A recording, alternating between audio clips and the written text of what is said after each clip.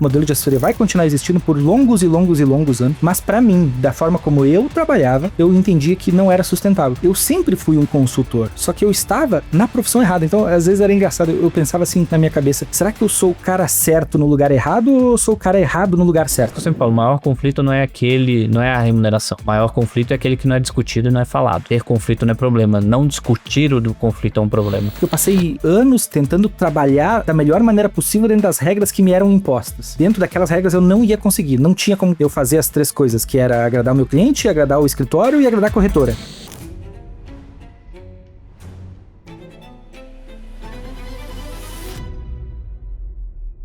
Fala, turma! Estamos começando mais um podcast. Esse é um novo podcast aqui dentro da WZ, onde a gente agora não só vai comunicar com o mercado de assessoria de investimento, mas também com o mercado de consultoria, de wealth, os especialistas de investimento que hoje trabalham dentro do banco, e também os investidores que já são um pouco mais experientes dentro desse setor, que querem conhecer sobre os bastidores, sobre as regras, sobre os incentivos, sobre os conflitos que existem dentro do mercado de investimento. Para isso, hoje a gente tem um convidado aqui, Guilherme Folchini. Começou no mercado financeiro em 2009, começou em 2009, agora tem 8 anos no Banco do Brasil. Em 2018 se tornou assessor de investimento de um dos maiores escritórios da XP, chegou a atingir 240 milhões sobre carteira e mesmo com essa carreira e com esse tamanho de carteira, decidiu se tornar consultor de investimento em 2023, sendo um dos fundadores da API Capital. E hoje, depois dessa transição, um pouco mais de 2 anos, né? E pouquinho, 300 milhões sobre carteira. Então, Guilherme, muito obrigado pela presença no podcast hoje. Já vou aproveitar para te dar um presente. O livro A Virada do Mercado de Investimento, tudo que eu sei, todo o conhecimento que a gente adquiriu aqui atendendo assessorias, atendendo o mercado de consultoria nesses últimos um pouquinho mais de 10 anos de B2B. Eu tentei consolidar com todas as melhores práticas e, de novo, acho que é desse livro que a gente derivou esse podcast. Espero que todo mundo que esteja assistindo goste, espero que você goste também e possa ajudar você aí nessa construção da API, construção na carreira, treinamento do time e muita coisa que inclusive a gente possa discutir tudo que a gente tem de bom e a melhorar no setor. Pô, muitíssimo obrigado pelo livro, com certeza absoluta eu vou começar a ler o mais breve possível, acredito que no voo de volta. Então, pô, agradeço muito o convite, é uma honra para mim estar no primeiro episódio, né, dessa nova temporada do podcast aí da AWZ. E vamos para cima, vamos ver o que a gente consegue extrair de bom aí nesses próximos momentos. Boa. Guilherme, vou começar pela pergunta de R$1 milhão quase hoje, que muita gente nos faz. A gente vem sendo demandado nos últimos trimestres da WZ de uma forma cada vez mais forte pelo mercado de especialistas de investimento, B2C, o pessoal que trabalha como CLT, o assessor CLT de bancos e corretoras, e também assessores de será que vale a pena mudar para o modelo de consultoria CVM, quando que vale a pena?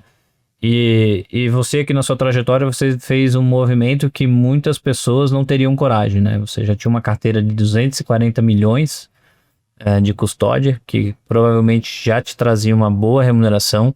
Você estava dentro de uma grande estrutura dentro do mercado de assessoria e mesmo assim você fez esse movimento quando muitos não fariam, né? Você estaria confortável se tivesse ficado onde você estava, mas você se colocou num desconforto para conseguir surfar voos maiores, né? Para alçar voos maiores.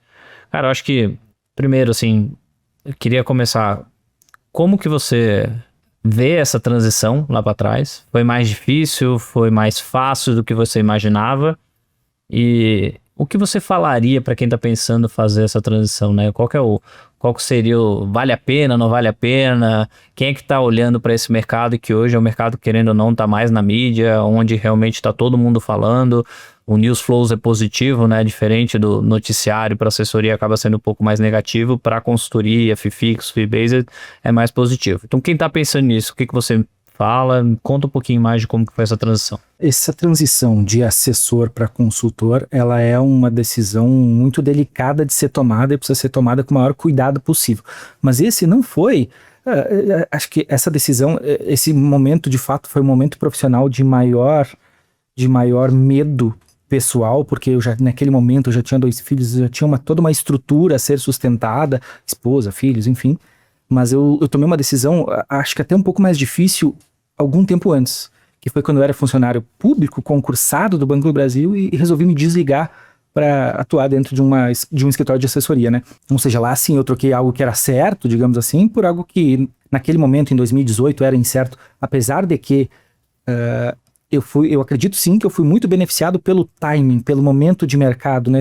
Eu não sei se todo mundo aqui vai lembrar, mas em 2018 foi o ano que o Bolsonaro concorreu às eleições junto com o Haddad, se não me falha a memória foi o Haddad, e o Bolsonaro saiu eleito, e de lá para cá, quer dizer, de lá até 2, 3 anos, os juros veio caindo, então era um momento de mercado muito benéfico para o mercado financeiro, né? Então eu, como sou economista, quando vem aquele movimento de taxa de juros, vou tentar ser simples aqui, mas imagina que a taxa de juros é um grande aspirador. Então a taxa de juros mais alta, o governo tira dinheiro da economia, vai ficar com mais dinheiro. Uma taxa de juros mais baixa, ela joga dinheiro na economia, né? Então naquele momento de 2018, começou em 16, na real, final de 16 para 17, 18, 19, até 20, né? A gente veio caindo a taxa de juros até que a gente chegou a exorbitantes 2%, né?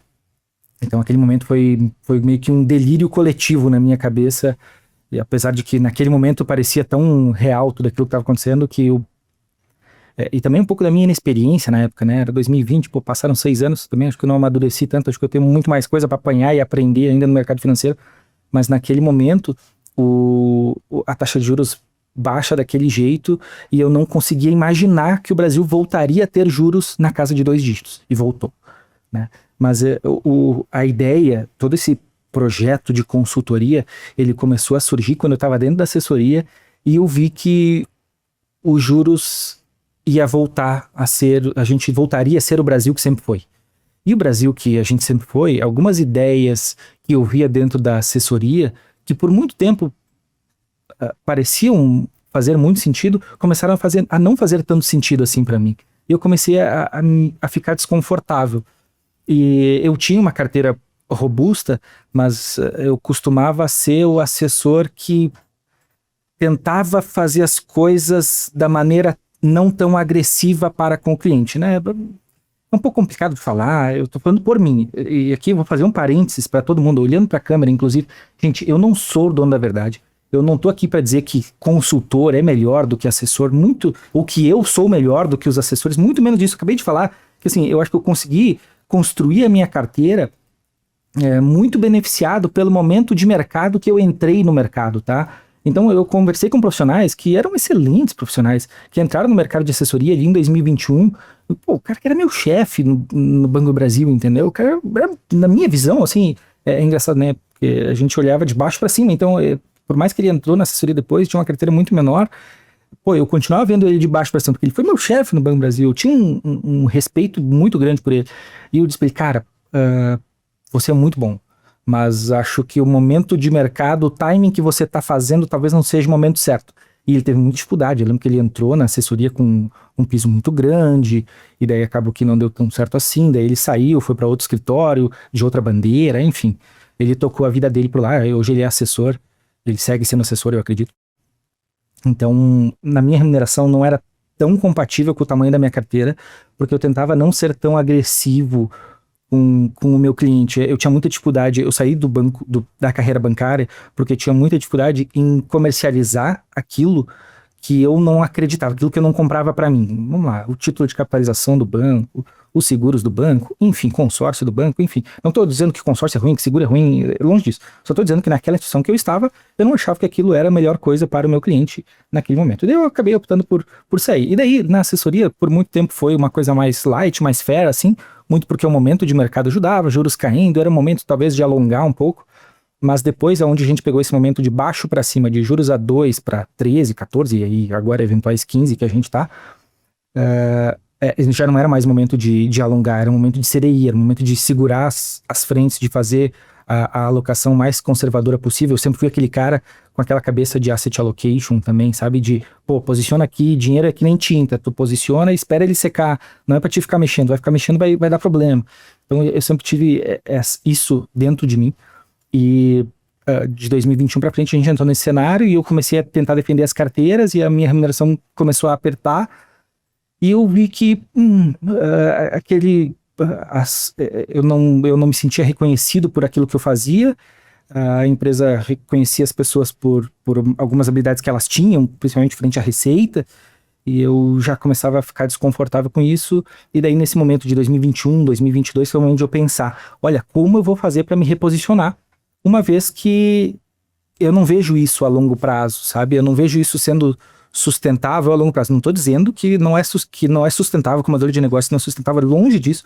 O modelo de assessoria vai continuar existindo por longos e longos e longos anos, mas para mim, da forma como eu trabalhava, eu entendia que não era sustentável. E daí é um pouco do que eu aprendi depois. Eu sempre fui um consultor, só que eu estava na profissão errada. Então, às vezes era engraçado, eu pensava assim na minha cabeça, será que eu sou o cara certo no lugar errado ou eu sou o cara errado no lugar certo? E eu cheguei à conclusão de que, eu não sei se eu sou o cara certo ou não, mas sei que talvez esse não seja o melhor lugar para mim, eu preciso arranjar um lugar para mim. E daí eu comecei a procurar, fiz reuniões com outros escritórios de assessoria. Mas, cara, assim, a partir do momento que a regra do jogo é a mesma, o resultado do jogo tende a ser o mesmo, entendeu? Por exemplo, a gente tá aqui jogando canastra, cada família tem as suas regras, né? Para alguns eles usam os coringas, que eles chamam de coringão, para outras famílias dá para pegar a cara da benção, tem pequenas regras que cada família tem a sua. Mas para todas as famílias, são 7 cartas para fazer uma canastra, certo? Então é meio que o que eu entendi. Tem escritórios que tem uma cultura mais fair, tem escritórios que são assim, tem escritórios que são assado, mas para todo escritório são 7 cartas para fazer uma canastra. E daí era isso que me incomodava, era isso que eu não queria dentro da minha pequena estrutura, né? Porque eu sempre considerei a minha carteira de clientes como a minha pequena estrutura. E daí que eu comecei a pensar em como solucionar isso, conheci pessoas, comecei a participar de eventos da AWZ, apesar de que naquele momento a AWZ só se falava sobre assessoria, né? Então, participei de 1, 2, 3, fiz o WMBA, inclusive, mas sempre era muita coisa voltada para assessoria, e daí eu tinha que separar. Como tudo na vida, e recomendo isso para o público que está nos assistindo, né? Muita coisa que eu vou falar aqui, talvez não seja de usual de vocês, simplesmente ignorem. Beleza, aqui ele falou alguma besteira, vou ignorar. Mas talvez eu falei algumas coisas boas. Daí a gente vai separar o joio do trigo, né? E aquilo que tu considerar como bom, leva pra ti, carrega e tenta usar isso da melhor maneira possível. Então era mais ou menos isso que eu tentei fazer dentro dos eventos que eu participei, da AWZ e de outros players também. Enfim, sempre fui sedento por estudar. E essa é uma característica que eu vejo de consultores frente à média dos assessores. Gente, eu não estou dizendo que a média dos assessores não busca conhecimento. Não é isso. Eu estou dizendo que é uma característica em comum entre os consultores que eu vejo que migram, aquela pessoa que ela tem a curiosidade, ela é mais sedenta por informação, sabe? E ao mesmo tempo, eu conheço N assessores que são excelentes, pessoas que foram meus colegas por muito tempo, eu tenho um carinho muito grande por eles, mas talvez eles não tenham essa curiosidade, esse brio, talvez seja o brio a palavra, sabe? De ir atrás, de querer mudar as regras do jogo e querer fazer aquilo que ele acredita ser melhor e não aquilo que estão dizendo pra ele que é o melhor, sabe? Mais ou menos assim. Cara, acho que falei demais. Não, acho que é legal, até pra resumir um pouquinho do que tu trouxe e a gente tentar avançar um pouco na pauta, eu acho que é legal, assim, voltar um pouquinho, né? Você fez uma transição de basicamente servidor público, né, para a área privada e para ser um empreendedor, pessoa física como assessor ali, trazer essa base de clientes, óbvio, embaixo de um escritório que te deu suporte para isso. Mas essa transição talvez em determinado momento começou a te incomodar. E essa transição você começou a fazer quando? 2023? Foi em agosto de 23. Começou 2 anos antes. Assim, 2 anos antes dentro da minha cabeça, né? Dentro da minha insatisfação, olhando aonde eu tava, meio que me debatendo, porque eu passei anos tentando trabalhar da melhor maneira possível dentro das regras que me eram impostas. E eu entendi que dentro daquelas regras eu não ia conseguir, não tinha como eu fazer as 3 coisas, que era agradar o meu cliente, agradar o escritório e agradar a corretora. Não, e me agradar também, né? Porque automaticamente, né, a receita do assessor, ela Claro que tem os CLTs ali, enfim, mas agradar o escritório e se agradar é quase que a mesma coisa, porque a receita é uma só e ela é dividida entre os players ali. Então eu entendi que assim eu não conseguiria fazer e eu precisava fazer um movimento. Mas é legal pegar esse histórico, essa sua fala, para falar que você saiu do banco por uma incomodação de vender produtos que você não estava confortável em vender.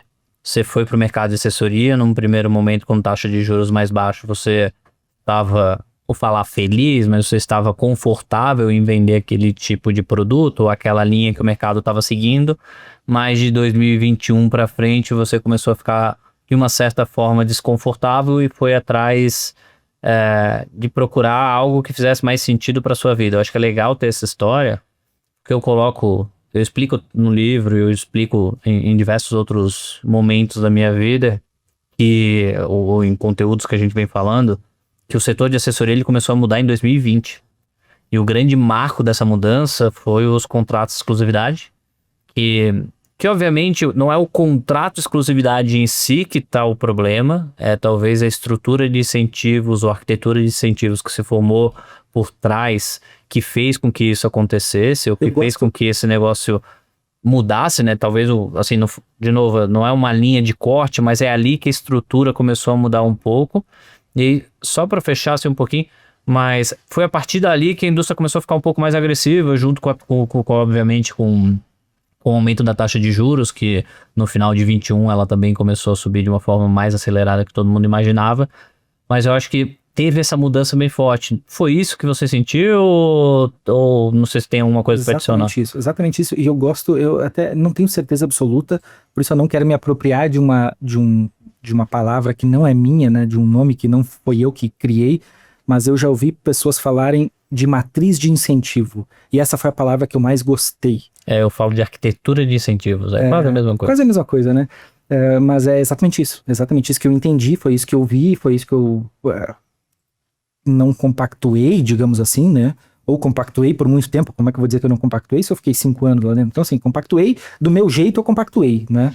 Então, tentei mudar justamente essa matriz de incentivos. E daí, a partir dessa dor, deriva muito do que é a consultoria, do que é, pelo menos, a nossa cultura, a nossa consultoria. Acredito que a consultoria de vocês também, aqui precisa ter uma matriz de incentivo onde todo mundo corra atrás dos mesmos objetivos? Sim, precisa, mas a gente não precisa fazer isso da maneira que os escritórios de assessoria fazem. A gente vai fazer isso de uma outra maneira, da maneira que a gente acha que é a mais adequada. E aí, assim, só pra gente concluir a pergunta, que é quando vale a pena um profissional trabalhar com consultoria, eu vou tentar traduzir o que você trouxe, seria quando você estivesse incomodado com essa matriz de incentivo, com esses problemas de comunicação com o cliente, se você estiver confortável, ok, segue a vida e tá tudo ok para você, para o escritório, para a corretora e eventualmente se o seu cliente estiver de acordo também para o seu cliente.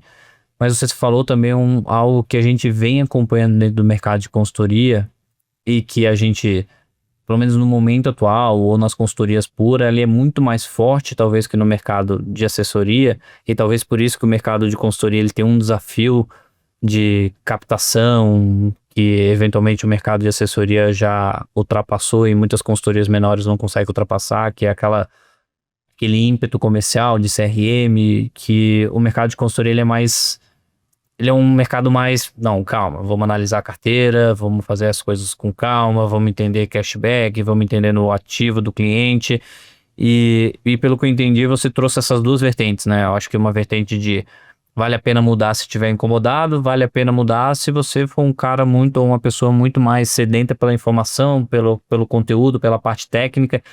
Tem algum fator a mais aqui que você consideraria para valer a pena essa mudança? Como é que tá a sua cabeça hoje? Assim, eu consigo dizer com certeza absoluta de que tem um motivo pelo qual, se você quer mudar só por esse motivo, não mude. Porque não vai dar certo e não é exatamente assim que funciona. Que é quando a pessoa quer fazer a transição, eu tô aqui atendendo os clientes da assessoria, tô tirando meus 3, 4, 5, 10 mil reais por mês e eu quero ganhar mais. Então eu quero mudar para consultoria porque eu vi que na consultoria eu consigo cobrar mais, eu consigo ganhar mais e o meu repasse vai ser maior. Cara, se você vem com essa cabeça, não adianta, não venha, porque não é assim que funciona. O mundo não funciona dessa maneira. Dá para você ganhar mais dinheiro como consultor que como assessor? Olha, dependendo da linha de trabalho, possivelmente, se você plantar muito para colher também, você consegue chegar nesse objetivo. Mas precisa ter isso muito claro, que não é simplesmente por remuneração. Isso eu consigo dizer com 100% de certeza. Agora, quando o profissional deve fazer isso, é quando o profissional, assim, e daí tem também consultorias e consultorias. Eu estou mais acostumado com o profissional que ele já é um perfil sênior, sabe? Porque o profissional que ele é mais um perfil mais júnior, tem menos tempo de mercado financeiro.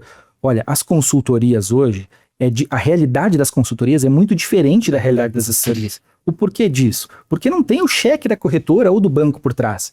E aqui, tudo que a gente vê, todo o escritório que a gente vê, a cadeira do escritório que a gente vê, é tudo dinheiro da sociedade, dinheiro que as pessoas colocaram lá. Não estou dizendo que o nosso dinheiro valha menos do que o dinheiro do banco, não é isso. É que o bolso é muito mais fundo, né? Os caras antecipam, sei lá, 10 anos, às vezes, de contrato à vista para que você consiga se reestruturar. E daí os caras conseguem ter a equipe de RH, a equipe de treinamentos, a equipe de N coisas, e a realidade das consultorias, na média, não é essa. Então, o profissional mais júnior, que ainda tem muito a aprender, eu recomendo, na minha visão, não estou dizendo que se um profissional júnior vier para a consultoria, ele não vai dar certo.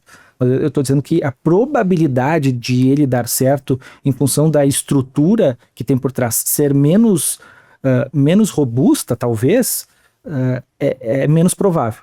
E que um profissional mais sênior, que já tem a sua carteira, ele já conseguiu distinguir o que é certo do que é errado e aquilo que é pedido para ele, e daí ele consegue fazer o filtro se o que estão pedindo para ele é certo ou errado.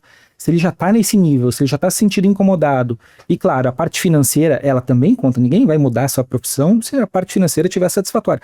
Mas ela não pode ser a principal causa, e sim ela pode ser uma consequência. Putz, daí eu faço isso, e daí a minha remuneração é assim. Ah, tá. Então talvez eu esteja jogando o jogo com as regras erradas.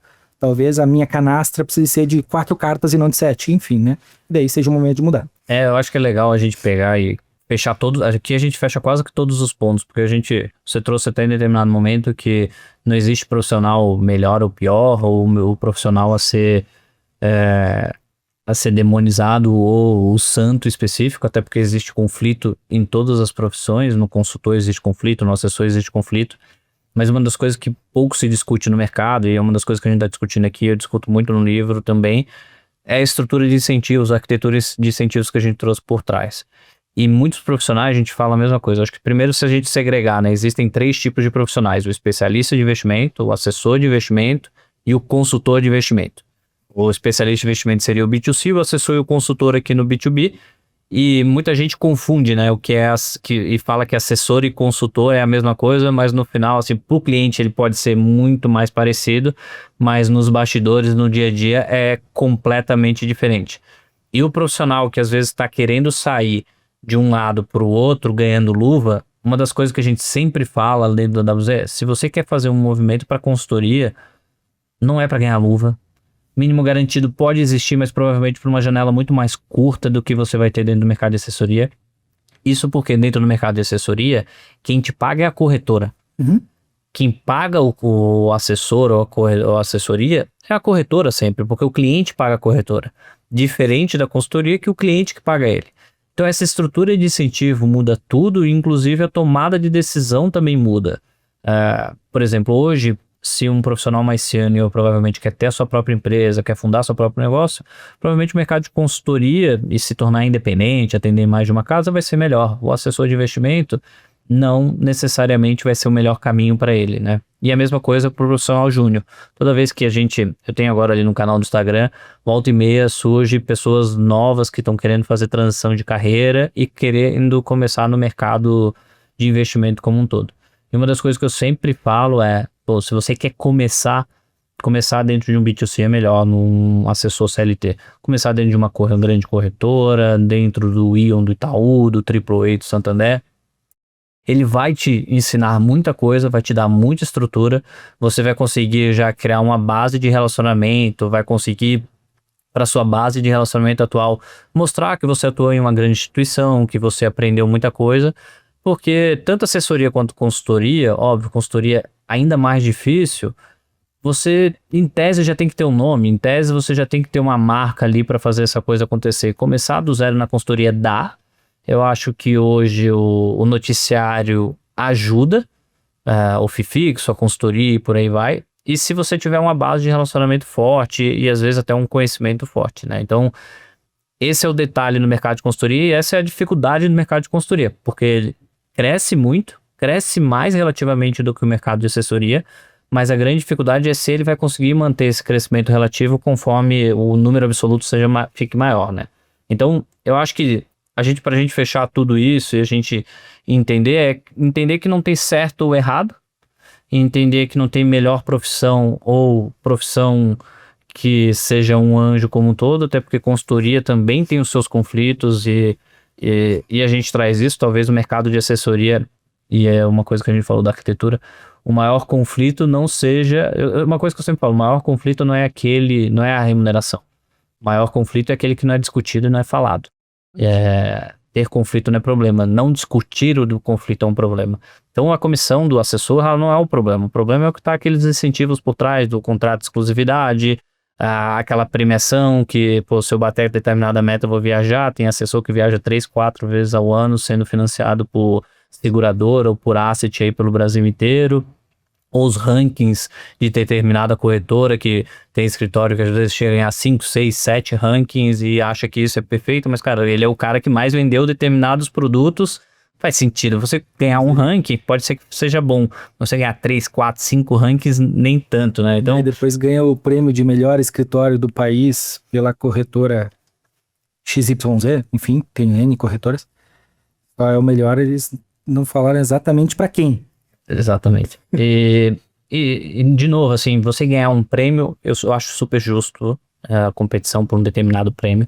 Você ganhar todos os prêmios ou vários prêmios, aí eu acho que aí começa a ter um pouquinho de problema sim, e o mercado pouco discute sobre isso. Parece que é um tabu. Digo isso porque eu acho que a gente é o primeiro player a sempre discutir isso, seja no Despertar do assessor que você foi, ou no MBA que a gente começou a discutir outros assuntos lá em 2020 e 2021, e agora com o livro e discutindo sobre a virada do mercado de investimento, trazendo esses assuntos mais à tona, a gente é o primeiro player a realmente falar sobre esses conflitos que não são falados dentro da indústria, porque parece que o pessoal tem medo de determinados players ficarem chateados ali e sofrer sanções comerciais como um todo, né? Mas só pra gente voltar, assim, mesmo com tudo isso que a gente discutiu, a visão para o cliente final, né? Se você é um cliente, um investidor que já está há mais tempo no setor, eu vejo que alguns clientes, eles não são adequados para consultoria. E eu posso estar errado, eu queria te ouvir, eu queria entender. Tem cliente que ele quer sim um assessor que uma pessoa que esteja sempre trazendo oportunidade para ele do momento, seja uma renda fixa mais arriscada, seja um produto com taxa maior, seja aquele cliente que é mais trader, que quer mais ficar girando uma carteira de renda variável, de fundo imobiliário, ele quer ter mais esse papel que eu diria que é um papel mais de broker no dia a dia. E eu vou ter o cliente muito mais de alocação, que é o que você falou, que é o cliente que carteira, investimento é igual pintura, né? Primeira vez que eu vi, não se mexe muito. E primeira vez que eu vi essa... É que nem tinta, a gente pinta a parede, espera ela secar, não fica mexendo que vai dar problema. Exato, então achei muito legal. E queria te ouvir, assim, vocês... Como é que é o processo de vocês de entender o cliente e às vezes até negar o cliente, né? Porque a consultoria cobra o cliente. Quando você cobra o cliente, você também tem que identificar se esse cliente está dentro do teu ICP ou não. Diferente do mercado de assessoria que, se você olhar, ele aceita qualquer cliente, qualquer tipo de cliente, qualquer perfil. Acabava que a maior parte pelo menos ou os escritórios ou em alguns assessores, entra aí, pô, tu vai entrar às vezes no atendimento on demand, vai entrar no atendimento digital e segue a vida, porque conforme você vai girando carteira ou vai fazendo qualquer movimentação, você vai deixando uma comissão e acaba somando muito pequeno, acaba dando um dinheiro maiorzinho. Dentro da consultoria não dá para fazer isso. Então, qual é o tipo de cliente que vale a pena, que é para um consultor? Qual tipo de cliente é para um assessor? É importante a gente derivar esse assunto. Claro. Assim, eu acho que não existe um ICP. ICP seria o cliente ideal padrão, assim, né? A gente, dentro da API, a gente tenta ser aberto a todos os clientes que lá chegam. Mas tem clientes que têm algumas características que, de fato, eu vejo que talvez não sejam as mais adequadas para a consultoria. Por exemplo, a pessoa que ela estuda e entende muito de mercado financeiro e ela quer tomar as decisões, ela é aquele cara que, pô, todo assessor que deve ter, ou quase todo assessor deve ter algum cliente assim, né? Eu sei que eles são exceção, mas eles existem. É o cara que, pô, ele não quer falar contigo, ele quer falar contigo só quando ele tiver algum problema. Pô, esse tipo de cliente, ok, ele não precisa de um consultor, ele se autoatende, ele não precisa do meu capital intelectual, né? Porque no fim da linha, o cara contratar uma consultoria nada mais é do que contratar o capital intelectual de uma pessoa, né? Então, seja ela na esfera que for, seja no mercado financeiro, seja uma consultoria de engenharia. Pô, tô contratando uma consultoria para que ela faça algo que eu não sei fazer. Por isso que eu tô contratando uma consultoria. Então, esse perfil de cliente, com certeza, é o cliente que eu vejo que, pelo menos eu nunca dei match de evoluir com esse perfil de cliente. E olha, tem pessoas e pessoas. Por exemplo, você citou a pessoa que quer mais broker, que quer ficar mexendo em ações, comprando, vendendo. A gente ali não acredita muito, não tem essa filosofia de ficar comprando, não existe dentro da nossa consultoria, não existe uma mesa de renda variável. A gente, humildemente, não estou dizendo que nós somos o dono da razão, então a gente não acredita nesse modelo tendo mesa de renda variável. Então o nosso escritório não tem. A gente acredita, assim, um modelo de renda variável passivo ou através de fundos ativos, esse tipo de coisa. Aquela ideia de asset allocation padrão, né? Então, esse cliente que quer mais broker, realmente eu vejo que não é. E tem também, e existe, porque a principal diferença da assessoria para a consultoria que eu vejo é que é muito mais fluido conseguir um cliente na assessoria, porque você não fala de preço, você não fala de valores, você simplesmente, pô, investe aqui comigo. E na consultoria, você não consegue postergar esta conversa, você não consegue deixar isso muito fluido, porque o cara vai ter que assinar um contrato e você vai ter que falar como é que você cobra, como é que você é remunerado. E você precisa ser transparente. Então, eu sei que parece uma conversa estranha para se ter, talvez um assessor pode achar esse tipo de conversa estranha, mas no fim da linha o cliente paga. Às vezes ele só não vê, só não sabe que paga, mas se você é adulto o suficiente, são 2 adultos ali, porque não vai ter uma pessoa menor de idade ali na mesa investindo dinheiro, ou majoritariamente não são pessoas assim. Então, as pessoas, elas têm que ter essa conversa mais madura, e eu acho que essa conversa mais madura, essa assinatura de contrato prévio com o escritório, cria um laço mais forte. Só que daí tem clientes que não querem pagar. Eu peguei um caso assim, coincidentemente há 3 meses atrás, um médico lá do interior, ele já tinha passado por 3 assessores do mesmo escritório. E daí quando eu sentei na frente dele, foi uma indicação, ele que me procurou, inclusive, ele chegou pra mim, é engraçado, ele chegou pra mim, meu Deus, olha que absurdo, o meu assessor me vendeu o Banco Master. Eu olhei pra ele assim, eu com o meu jeito de ser transparente assim, eu olhei pra ele e eu respondi, cara, eu acho que Banco Master nem é a pior coisa que tu vai ter na tua carteira. Se eu bem conheço, talvez Banco Master nem seja o teu maior problema e você ainda não saiba. Esse cara tinha Raizen. A Raizen dele vencia, se eu não me engano, era amanhã. E a Raizen pediu recuperação judicial hoje. Hoje a gente tá gravando, dia 11 de março. Ontem à noite. Ontem à noite, isso. E a Raizen teria um título que venceria, acho que amanhã, depois de amanhã. E ele tinha esse título. Enfim. E naquele momento, eu tive a conversa, expliquei pra ele, ele tentou me pescar a todo momento, ele era um cara que não estudava muito em investimentos, mas eu falava sobre alguns investimentos, ele anotava, assim, como se ele quisesse querer extrair conhecimento, sabe? Consultoria gratuita. Isso, era mais ou menos isso que ele queria. E daí eu fui, com um jogo de cintura, eu fui me posicionando, assim, e a gente evoluiu até determinado ponto. É óbvio que eu tentei, quando eu vi que estava indo por esse caminho, eu comecei a me resguardar da minha maneira, do meu formato, de forma muito sutil. De um determinado momento a gente encerrou a reunião, ele ficou de me dar o retorno, ele me deu o retorno dizendo, olha, eu vou tentar estudar sozinho, eu não quero pagar alguém pra fazer isso. E tá tudo bem. Só que, vamos lá, na minha cabeça, né? Óbvio que eu não expliquei, eu não falei dessa maneira pra ele, mas, pô, um médico que já tem seus 70 anos, será mesmo que ele vai precisar, que já tem um patrimônio robusto, sabe? Será que ele precisa perder todo aquele tempo de curva de aprendizado pra cuidar do seu patrimônio? Enfim, eu confesso que não concordei com a resposta dele, mas também não vou me opor. Eu só disse, tudo bem, tá tudo certo, tem pessoas que não querem pagar mesmo e tá tudo bem, segue a vida, se por acaso precisar de alguma coisa, conta comigo, tô aqui para tentar ajudar. Então esse tipo de coisa acontece, e daí é por isso que acredito que as consultorias cresçam numa velocidade talvez um pouquinho mais devagar, como você citou antes, né, por ser um pouquinho mais ponderado. Eu acho que é por causa dessa questão de, pô, tem contrato para assinar, tem valores, não dá para ser não dá para ter o jeitinho brasileiro, sabe? Pô, não, abre a conta, investe aí, aceita os termos ali no aplicativo e segue o jogo. Então, aqui costuma ser as coisas muito mais às claras. Fala, Domar. Só um comentário rápido aqui. Queria fazer um convite para vocês. Vocês já devem ter visto. Aqui no canto superior tem o QR Code para você se inscrever no evento presencial no dia 28 de maio em São Paulo. Mas para você que não consegue ir até São Paulo, eu tenho uma novidade. Esse evento vai ser transmitido ao vivo no YouTube. Então não deixe de se inscrever. Você também pode se inscrever pelo link aqui embaixo. Nós vamos abordar os principais temas que estão sendo discutidos nos dias de hoje, como a entrada dos bancos no mercado B2B, o crescimento significativo do FIFIX e o crescimento das consultorias. Aguardamos vocês.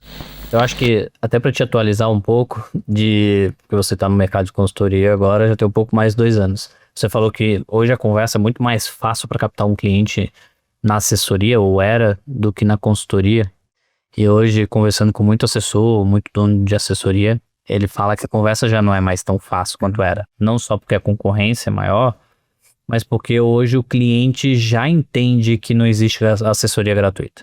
Quando eu entrei no mercado de B2B como um todo, foi um pouco antes disso, mas surgiu uma campanha que era assessoria gratuita. Não sei se você vai lembrar, mas existiu essa campanha, se eu não me engano, ela foi pro ar em 2016, basicamente, no setor.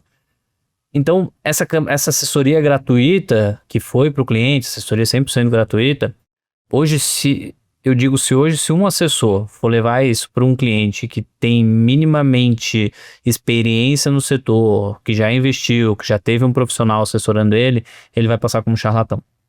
Ele com certeza vai passar, todo mundo já sabe que existe comissionamento. E o Banco Master eu acho que foi a grande gota d'água dessa discussão, né? Eu venho falando isso porque a gente até estava fazendo uma análise agora por causa de Raizen, porque a gente ontem teve 2 casos, né? De manhã a gente teve o Grupo Pão de Açúcar que pediu a recuperação judicial e à noite a gente teve a Raizen pedindo a recuperação extrajudicial. É a maior da história do Brasil, acho que se eu não me engano 68 bi ou 65 bi, alguma coisa assim. Então é um número extremamente grande. Mas a gente teve, para você ter uma noção, a gente teve 22, 23 e 24, na média, 8 vezes mais problemas com ativos do que a gente teve no histórico inteiro para trás. E isso quer dizer muito pela essa agressividade que a distribuição do setor tomou, né? Óbvio que isso aqui a gente vai ter alguns casos que também não estão incluídos no mercado de distribuição, mas que estão envoltos desse crescimento do mercado de investimento que aconteceu de uma forma significativa no Brasil de 2016 para cá. Você falou de 2018 que foi a sua virada, mas eu estava dentro da XP nessa época, entrei um pouco antes, eu entrei antes da taxa de juros começar a cair.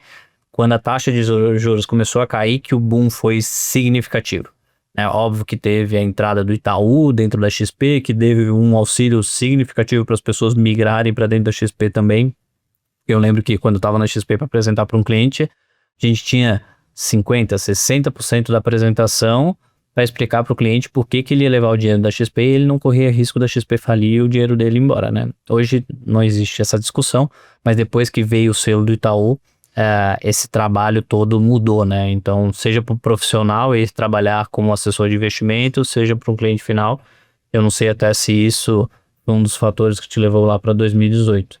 Mas tudo isso para tentar te trazer um pouquinho também de não é tão fácil. E o crescimento da consultoria, hoje ele acontece organicamente de uma forma muito mais elevada do que é o crescimento da assessoria. Então, o que eu estou falando com organicamente se você já tem uma base de clientes, trazer mais clientes, se você já tem uma base de relacionamento, trazer essa base de relacionamento para o mercado de consultoria, ele acontece até de uma forma mais fácil, porque esse movimento que, na minha opinião, é errado de falar de conflito, que o conflito é menor e tudo mais, que comissão tem conflito, que assim, eu acho que o pessoal está discutindo de forma correta, mas está batendo no ponto errado, como eu citei anteriormente. Mas o news flow é melhor para a consultoria, né? Eu acho que o crescimento inorgânico que é diferente, porque eu preciso, para ter crescimento inorgânico, eu preciso de caixa para atrair mais profissionais, para fazer esse movimento acontecer e tem muita coisa acontecendo errada também no mercado de consultoria que está replicando um pouquinho do que o mercado de assessoria replicou lá atrás, seja partnership mal feito, modelos de remuneração extremamente agressivos que não fazem com que talvez a operação financeira não pare de pé. Mas eu acho que, só pra gente voltar um ponto aqui, pra gente aprofundar também naquele caso, eu gosto de falar que tem 3 tipos de perfis, né? Eu tenho o perfil do cliente que é buy and hold, que gosta de investir, que acha que é o Warren Buffett, ou gosta muito da teoria do Warren Buffett. Eu tenho o cliente trader, né? Ou o cliente que gosta de broker, gosta de girar, gosta de oportunidade. Eu tenho um cliente asset allocation. E uma das coisas que eu venho acompanhando no mercado de consultoria e ouvindo de consultores, eu não sei se vocês escutam a mesma coisa, é que mesmo esse cliente que tem muito conhecimento, muita experiência, quando um consultor vai olhar essa carteira, vê que tem muita coisa de errado. Você trouxe isso do médico, muito porque ele não passa 10, 12 horas investindo no tempo dele. Eu acho que isso daqui é importante, essa discussão, porque a gente agora com esse podcast quer atingir também não só profissionais, como a WZ sempre veio atingindo, mas também a gente quer que o investidor entenda esses bastidores do mercado de investimento. E muitas vezes o cliente, como ele foi às vezes mal assessorado, ele tem um medo de deixar o dinheiro na mão de alguém, né? E ele tá correto. Eu acho que todo mundo deveria buscar conhecimento e não terceirizar 100% do seu problema para alguém.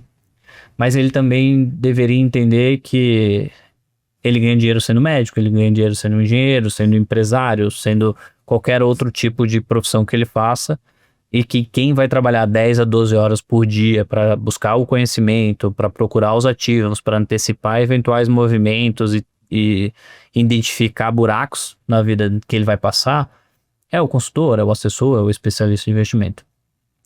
Você vê da mesma forma? Vocês têm muito casos desses lá dentro? Como é que vocês estão lidando com esse papel? Qual que é o perfil que vocês estão trabalhando? Assim, agora você falou, a gente falou muito sobre... Mas qual que é o perfil que você trabalha? Como é que você hoje vai atrás do cliente? Como é que, entre esses 3 tipos de cliente, como é que você fala não, fala sim? Como que você pede indicação? Como é que você está indo para esse papel? O que eu tentei trazer, a minha função dentro do escritório, né? Nós somos em 3 fundadores. Dos 3, eu sou o único que sou ex-assessor. E a gente precisa reconhecer que a assessoria tem muita coisa boa, né? Assim como tem seus defeitos e tudo, né? A consultoria também tem seus defeitos, né? A gente acabou de falar sobre isso. Então eu tentei pegar aquilo que eu julgava ser adequado, aquilo que eu julgava ser bom e tentar trazer para a nossa realidade da consultoria. Então eu sinceramente, do processo de indicação, por exemplo, eu acabo usando o mesmo processo da assessoria, que é, na reunião de acompanhamento, a partir do momento que o cliente está satisfeito, eu já fiz... eu falei sobre cenário econômico, daí assim, aqui a gente tem um script de reunião de acompanhamento. Fala um pouquinho sobre cenário econômico, faz um quebra-gelo, fala um pouquinho sobre cenário econômico, fala um pouquinho sobre algumas posições que são mais interessantes para o cliente ali, que está mais em voga naquele momento, fala um pouquinho sobre o resultado simples da carteira. Se nesse cenário, que tudo que você falou, você sentiu que o cliente está satisfeito, fazia 6 meses talvez que você não sentava na frente do cliente, fazia uma reunião bem feitinha assim, talvez seja o momento de você pedir uma indicação. Eu sigo esse script, sabe? Agora, a minha base também cresceu muito eu indo atrás, eu tentando buscar relacionamentos, eu tentando às vezes fazer um call frio para determinada pessoa. O meu ICP ideal que eu falo, né, é empresários com mais de 10 anos de empresa e pelo menos 40 anos. Se eu olhar, esse é os 80-20 da coisa, sabe? Mas, assim, não existe... Acho que agora na consultoria a gente não tá no momento de recusar cliente também, sabe? Porque a gente ainda tem muito para crescer, a gente tem consultores dentro da empresa com tempo ocioso ainda, a gente precisa preencher. Então, assim, o cliente se adequando, eu falando tudo aquilo que o cliente precisa saber sobre remuneração, sobre como o nosso processo de alocação funciona. E muitas vezes, o cliente quer ser um buy and hold ali, ele não quer mexer nessas ações, ele quer deixar essas ações paradas. Faz sentido cobrar uma taxa de consultoria em função de ele ter uma carteira de ações ali que ele não movimenta, que é ele que escolhe. Cara, beleza, então nós vamos fazer o seguinte, a gente vai abrir 2 contas, uma dessas contas vai ter as suas ações lá do jeito que você quer, ninguém vai mexer, você vai tomar seu processo de decisão, eventualmente eu posso te ajudar naquilo que precisar, mas eu não vou te cobrar. E dessa outra parte do dinheiro, porque, é difícil uma pessoa que tem 100% do seu patrimônio em ações, né? Ou pelo menos dentro da nossa empresa aqui. Então, e daí na outra conta, sim, a gente inicia com o processo de consultoria e tentando fazer aquilo que a gente acredita. E via de regra, cara, claro que agora a bolsa subiu muito, né? Mas via de regra no médio e longo prazo, assim, pela minha experiência, o cliente pessoa física, é muito difícil ele bater a média da bolsa, sabe? Então, vira e mexe, a gente do meu jeito eu tento, pô, você viu sua carteira de ações, a bolsa subiu 37%, sua carteira subiu, mas subiu 23%. Pô, e se a gente começar uma alocação passiva, vamos comprar um pouco de BOVA11, vamos comprar um ETF de baixa volatilidade, um ETF de qualidade. A gente aqui já começa, dentro da consultoria, a gente começa a trabalhar bastante ETFs, que a gente acha que ganha muita eficiência. Então, eu acabo do meu jeito, tento ir direcionando o cliente por esse caminho. Boa, legal. Mas eu acho que esse assunto de cliente final é muito bom. A gente pode ir muito longe aqui em começar, eu brinco que estão diferentes teses para diferentes tipos de atendimento e que cientificamente deveria ter só uma, mas não existe isso no mercado financeiro, até porque não é algo 0 ou 1, né? Então existem diferentes teses e pessoas que sabem ganhar dinheiro de diferentes teses. Tem sim consultorias que são especializadas em ajudar o cliente a bater o Ibov com buy and hold, que são casos específicos, como vão ter consultorias que fazem só asset allocation e vai ter assessoria para o broker ali, para quem está procurando girar, né? E talvez profissionais que consigam atuar nesses modelos e fazer o cliente ganhar dinheiro. Mas eu queria dar um passo para trás e voltar na sua transição, que eu acho que é uma das grandes dúvidas e a gente ainda não resolveu aqui de quem realmente está assistindo o podcast, que é, cara, tu tinha 240 milhões de carteira. Você trouxe que você era incomodado com os ativos, então eu vou chutar aqui que a média do seu ROA nessa época deveria ser algo em torno de 0,4, 0,3, 0,4. Ou seja, a gente já tem aqui que a sua comissão como assessor, se você recebia 50% ali da sua remuneração, talvez um pouco menos porque era um escritório maior, você tinha aí uma remuneração de 0,15 a 0,2% da carteira. Estamos desvendando a remuneração do Foquiniano aqui. Mas como é que foi essa transição? Hoje você tem 300 milhões de carteira, com certeza o FII é muito maior, mas também tem um cashback para o cliente, né? É importante ressaltar esse ponto, eu acho que a gente já vai entrar nesse ponto, mas antes de entrar no ponto de cashback, eu queria que você trouxesse como é que foi essa transição. Você, na conversão de cliente, na remuneração como um todo, olhando 2 anos e meio, que nem é muito tempo. Vamos ser sinceros, uma transição de carreira, 2 anos para estar ganhando, pelo que eu estou entendendo aqui, mais do que você ganhava, e até parece ser um ganho significativo a mais do que você ganhava, sem considerar a independência, dono de equity, dono da empresa, né, sócio da empresa e tudo mais, que talvez tenha os próprios dividendos também. Como é que foi essa transição, assim, no primeiro momento? Foi difícil? O que foram os seus maiores empecilhos? Como que você levou a base de clientes? Conta um pouco mais, principalmente para quem está querendo fazer essa transição, né? Assim, foi muito difícil, principalmente, e a parte mais delicada, que naquele momento ainda acho que tinha ocorrido poucas transições de assessores para consultoria até aquele momento. Pelo menos é o que a gente estima da forma como a gente lidou com a corretora naquele momento lá.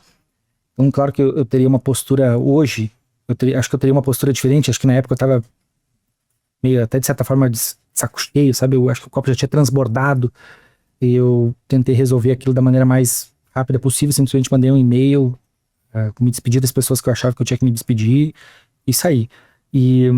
Porque, óbvio, a gente tenta negociar com as pessoas, eu tentei negociar, mas não, a gente batia de frente. Então, a minha transição ela foi bastante complicada. Eu sentia que no momento que eu tomei a decisão e no curto prazo foi como pular de paraquedas sem saber se o paraquedas ia abrir. Era essa a minha sensação. E, passei por maus bocados ali, muita incerteza. Naquele momento é que hoje uma transição de assessor para consultor tem a Ancora agora tem aquele sistema que você imputa lá que você é sócio não atuante ou que você se desligou, enfim, e depois de 3 dias úteis você está livre para trabalhar. Eu só consegui voltar a trabalhar em dezembro para janeiro do ano seguinte. Ou seja, eu pedi desligamento em agosto, consegui voltar a trabalhar efetivamente em dezembro, porque até lá eu não conseguia ser consultor CVM porque eu ainda tinha Ancora. Eu precisava sair do contrato social, e daí a Ancora só baixava a Ancora se saísse do contrato social, e daí tem rodada de contrato social, demora para ter rodada de contrato social, e daí tem que ter a boa vontade também das pessoas em querer baixar isso. Enfim, levei bastante tempo, foi bastante traumático para mim e para muitas das famílias que eu atendo, mas no fim da linha, cara, são as famílias que sempre confiaram em mim, porque teve muitas famílias que eu trouxe do Banco do Brasil, claro que houveram famílias que eu conquistei lá no escritório, houveram famílias que ficaram no escritório, enfim, eu conquistei novas famílias também, acho que o meu crescimento, isso é engraçado, eu tô conseguindo manter o crescimento que eu sempre tive dentro da assessoria de 3, 4 anos atrás, só que porque agora eu simplesmente chego com uma proposta diferente, onde eu explico para a pessoa os conflitos que tinha, os conflitos que tem na consultoria, e pô, se eu julgo ser adequado para ele a consultoria por isso, ou não, enfim. Mas eu chego com uma nova proposta e muita gente tem se adequado a essa nova proposta. Mas essa parte de remuneração, de ofício é muito mais alto do que na assessoria, tem isso para carteiras menores. A partir do momento que a carteira começa a ser maior, e a minha carteira ela é uma carteira maior em volume, mas pequena em número de pessoas, ainda é algo muito espremido, tá? Carteiras maiores, assim, é difícil fugir do 03, 04. Claro que, assim, a gente tenta fugir, e esse é um discurso que eu falo para todo cliente que eu abordo. Olha só, o nosso modelo de negócio, ele não é feito para ser mais barato ou mais caro do que a assessoria. Ele é feito simplesmente para mudar as regras do jogo. E daí você pode escolher se a regra do jogo é da assessoria mais indicada para você, se a regra da consultoria é mais indicada. A única coisa que eu vejo que a gente ganha, a consultoria ganha frente à assessoria, digamos assim, é por ter multiplataforma, né? As assessorias das principais bandeiras não pode ter, né? Então, pô, a gente tem a bandeira pretinha, a bandeira azulzinha e a bandeira azulzinha mais escura do Safra, por exemplo, né? Então, a assessoria que tem alguma dessas bandeiras não pode ter a outra, a recíproca é verdadeira, né? Então, o profissional que pensa em fazer esse movimento, que coloque isso na balança. Você ser multiplataforma ajuda a escalar, ajuda. Pô, eu tenho uma conta lá no BTG, mas eu sou cliente, eu atendi ele pela XP, só um exemplo, né? Eu atendi pela XP e ele tinha conta no BTG também. Pô, na consultoria isso não é um problema. E daí, um dos grandes segredos, eu acho, um dos grandes segredos não, mas um dos grandes pilares que a gente tem, que eu tenho, e que eu tentei transmitir para a empresa, é que assim, eu não fiz esse movimento para ganhar mais do meu cliente. Eu só fiz esse movimento porque a regra do jogo que me era imputada, eu não concordava e me incomodava muito. Então, por exemplo, daí quando o cliente veio para minha base de clientes que, por exemplo, ele era cliente de assessoria, digamos que ele não era um cliente da minha assessoria, tá? Ele veio de outra assessoria qualquer e veio para minha base. Pô, eu começo tentando entender o que essa pessoa precisa, tudo aquilo que essa pessoa já pagou de comissão. Pô, tem títulos ali para 2030 que, cara, ele já pagou a comissão. Será que é justo eu cobrar uma taxa de administração em cima desses títulos? Porque isso é um conflito da consultoria que a gente precisa falar também. Então, assim, a pessoa já pagou a comissão lá na assessoria, e agora ela mudou para consultoria, não, porque agora a consultoria é mais alinhada, tal, beleza, daí você começa a cobrar taxa de consultoria em cima desse título de renda fixa que ele contratou lá na assessoria, tá com uma taxa baixa. Então assim, eu não sou muito a favor desse tipo de coisa, que eu falo única e exclusivamente da minha pessoa. Eu tento filtrar e tento separar, daí esses títulos aqui, a gente tem dentro da API, a gente tem uma forma de destacar os títulos que a gente não quer cobrar. Então, tá aqui a tua taxa de consultoria, seja 1% para clientes menores, seja 0,30% para clientes maiores, mas tem a taxa de consultoria e, esses ativos aqui, eu vou abrir mão de receita no curto prazo em prol de um relacionamento de longo prazo. Porque se eu tô puxando o cliente e tô omitindo esse tipo de informação, você vê que eu não tô sendo leal com ele. Mas você vai né? acompanhar essa carteira também. Vai trabalhar com a carteira inteira. Isso, eu vou trabalhar com a carteira inteira e eu digo pro cliente, olha, é como se uma parte da tua carteira, e daí sou eu trabalhando. Cada profissional atua da maneira como quiser. Eu separo. Eu tô acostumado a separar o meu trabalho do trabalho que vem da assessoria. Então aquilo que eu não vou conseguir cobrar, aquilo que eu não vou conseguir sair, que eu não acho legal, e aqui às vezes a gente se arrepende. Pô, eu peguei um caso assim, eu abri conta em 2 corretoras ali, o cliente tem a maior parte dos ativos sob consultoria, mas tem alguns ativos que eu mantive lá na carteira que eu, acho que não faz sentido. Aí tinha, por exemplo, um Raizen IPCA mais 4 lá na carteira, o deságio estava muito grande, e de fato, nesses últimos 12, 24 meses, os ativos IPCA foram muito bem com marcação a mercado, né? E daí eu tava mantendo lá, era Raizen, e ontem a Raizen pediu recuperação judicial. Isso é um erro meu, sabe? Enfim, quando veio para mim 3 anos atrás, eu jamais imaginaria que Raizen ia estar na situação que estaria hoje. É porque você ainda tem que acompanhar os ativos, né? Exatamente. E aí, se você tem que acompanhar os ativos e não cobrar por isso, quer dizer que você está trabalhando de graça, literalmente, né? Então, eu entendo o seu lado. E que a taxa que você tem que cobrar tem que ser o suficiente para te remunerar e pagar esse trabalho de graça. Eu entendo que tem ativos, por exemplo, como o COI, que você não deveria cobrar. Porque, cara, não tem como sair, o secundário realmente é horrível. Sim, e não tem o que fazer. Esse daí não cobrar até faz sentido.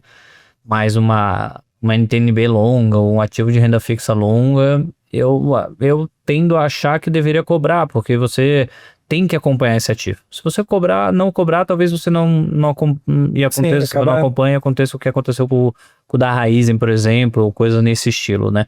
E a Raizen, assim, de novo, a gente tá falando aqui, todo mundo pode achar que era um ativo extremamente ruim, mas é o caso clássico de AAA que tá em recuperação extrajudicial. E que não foi uma fraude. Exato, que não foi uma fraude. Até agora, né? Pelo menos até agora. Não, é.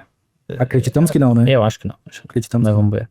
Mas, cara, eu queria aprofundar ainda mais, assim, você falou ali que não era possível colocar como não atuante. Hoje é possível colocar como não atuante, né? Hoje o assessor não precisa esperar todo o trâmite, como você esperou, de alteração de contrato social. Mas uma grande dúvida aqui de assessor, mas podemos falar de especialista de investimento, é nessa conversão de base. Desses 240 milhões, hoje você tem 300 milhões. Quanto que foi dessa base? Quanto que ela migrou? O que você diria que é um tempo razoável? Porque vocês têm outros profissionais que vieram também de outras casas, não de assessoria só, mas de banco também na API. Como que está sendo essa migração de base de clientes, de remuneração desse próprio profissional? Como é que está sendo essa experiência lá dentro da API como um todo? Depende muito da postura do profissional enquanto ele era assessor, né? Se ele de fato tinha o relacionamento, se ele de fato tinha a confiança das pessoas, se de fato ele atuava de uma maneira transparente a ponto de ter a confiança fidedigna das pessoas. Então não existe uma regra, sabe? Assim, eu consigo dizer que tem profissionais que vêm e conseguem trazer uma boa parte da base, ou quase toda a base, mas normalmente precisa ter ajustes, nunca não, então vem aqui, eu vou começar a te cobrar 0,7, então eu tenho uma carteira, só um exemplo, né? Eu tenho uma carteira de 40 milhões, hoje eu ganho 10, então eu vou para consultoria, vou começar a cobrar 0,7 todos os meus clientes, então eu vou ganhar 20, só um exemplo. Cara, não é assim que funciona, mas provavelmente, eu costumo dizer que essa transição leva em torno de 2 anos, até porque tem muitos assessores que têm fundos que têm resgate de 360 dias, e que às vezes querem resgatar aquele fundo, querem mudar de corretora, tem gente que... E acontece, tá? Se a pessoa saiu do escritório onde estava e teve algum escorregão ali, então a gente frisa muito para os profissionais, pô, vai desligar do escritório, pô, senta com os caras, conversa com os caras, acho que isso é importante para que você não deixe de ter uma bandeira, né? Porque inevitavelmente, se um profissional sai de uma maneira muito estressada de uma corretora, ele pode ter aquela bandeira vedada. Tudo bem, tem todo outro mercado ainda, o mercado é muito maior do que uma bandeira, isso é um pouco do que eu aprendi também. E que você, profissional, é muito maior do que uma bandeira. Apesar de que os bancos e corretoras não acreditam nisso. Eles acreditam que a bandeira deles sempre vai ser muito mais forte. Então, por exemplo, na cabeça do Itaú, o cliente é deles, e o Itaú é a melhor bandeira do Brasil, então o cliente jamais vai deixar o Itaú. Não é assim que funciona. A gente que está ali no dia a dia, conversando com os clientes, visitando os clientes, pô, eu conheço o neto de cliente, fui em casamento de cliente. Então é esse nível de confiança que a gente está falando. É muito mais do que transcender, não é só trabalhar no mercado financeiro, sabe?